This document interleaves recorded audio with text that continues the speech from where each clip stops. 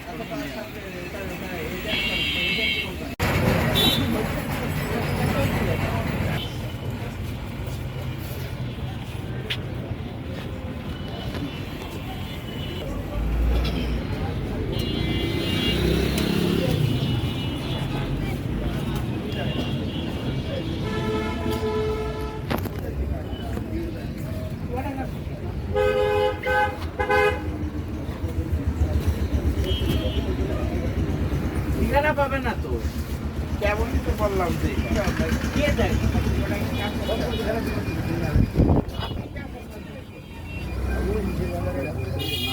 দুলাল ঘর কিনে নিচের বাজারে অরিজিনাল এটা অরিজিনাল